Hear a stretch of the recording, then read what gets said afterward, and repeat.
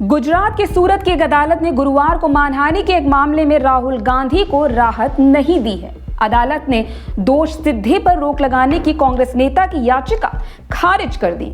अदालत ने कहा कि उन्हें अपने शब्दों के साथ अधिक सावधान रहना चाहिए था, क्योंकि वह तब संसद के सदस्य थे और देश की दूसरी सबसे बड़ी पार्टी के प्रमुख थे।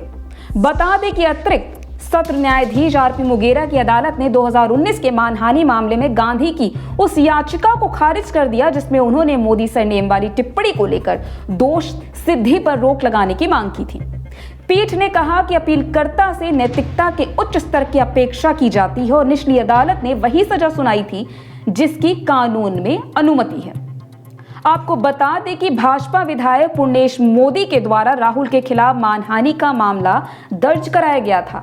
अदालत ने भारतीय दंड संहिता आईपीसी की धारा 499 और 500 के तहत गांधी को 23 मार्च को दोषी ठहराया था और उन्हें 2 साल की सजा सुनाई थी।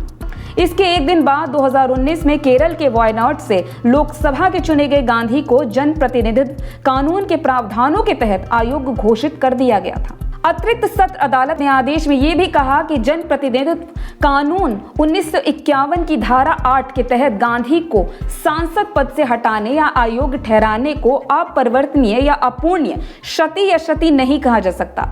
अतिरिक्त सत्र न्यायाधीश आरपी मुगेरा की अदालत ने अपने आदेश में कहा, अपीलकर्ता के मुंह से आने वाले कोई भी अपमानजनक शब्द पीड़ित व्यक्ति को मानसिक पीड़ा देने के लिए पर्याप्त है।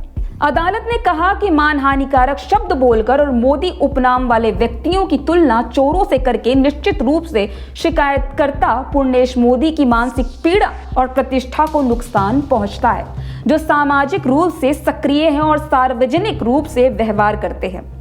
अदालत ने कहा, यह एक विवादित तथ्य नहीं है कि अपीलकर्ता संसद सदस्य और दूसरे सबसे बड़े राजनीतिक दल के अध्यक्ष थे और अपीलकर्ता के ऐसे कद को देखते हुए उन्हें अपने शब्दों के साथ अधिक सतर्क रहना चाहिए था।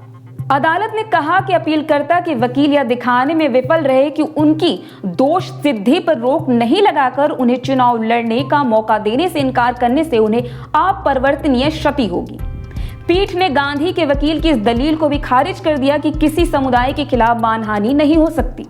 इस तरह के समुदाय की प्रतिष्ठा नहीं हो सकती, लेकिन प्रतिष्ठा केवल व्यक्तिगत सदस्यों की होगी। जब मानहानिकारक मामला किसी निश्चित वर्ग या समूह के प्रत्येक सदस्य को प्रभावित करता है, तो उनमें से प्रत्येक या उनमें से सभी कानून को गति दे सकते हैं।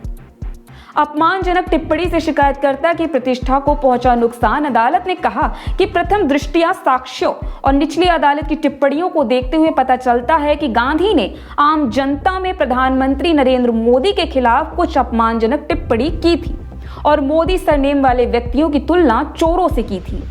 इसके अलावा शिकायतकर्ता पूर्व मंत्री और सार्वजनिक जीवन में शामिल है। अदालत ने कहा कि इस तरह की अपमानजनक टिप्पणी से निश्चित रूप से उनकी प्रतिष्ठा को नुकसान होता है और समाज में उन्हें पीड़ा होती है। राहुल गांधी के वकील किरीट पानवाला ने कहा कि सत्र अदालत के आदेश को गुजरात उच्च न्यायालय में चुनौती दी जाएगी। राहुल गांधी के वकील ने अपनी दलील में क्या कहा, आइए आपको बताते हैं। उन्होंने अपनी दलील में कहा था कि अगर निचली अदालत के 23 मार्च के फैसले को निलंबित नहीं किया जाता और उस पर रोक नहीं लगाई जाती तो इससे उनकी प्रतिष्ठा को अपूर्णीय क्षति होती।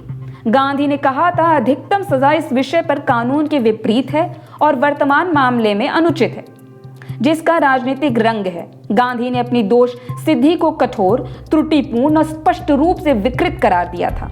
उन्होंने कहा, संसद सदस्य के रूप में उनकी स्थिति को ध्यान में रखते हुए सजा के निर्धारण के चरण में अपीलकर्ता के साथ कठोर व्यवहार किया गया है, इसलिए उसकी दूरगामी प्रभाव निचली अदालत की जानकारी में होंगे। कांग्रेस नेता ने कहा था कि उन्हें इस तरह से सजा सुनाई गई ताकि अयोग्यता का आदेश दिया जा सके, क्योंकि निचली अदालत सांसद के रूप में उनकी स्थिति से अच्छी तरह वाकिफ थी। फिलहाल इस खबर में इतना ही। आपकी क्या राय है, हमें कमेंट करके जरूर बताएं और ऐसी खबरों के लिए जुड़े रहें हिंदुस्तान दर्पण के साथ।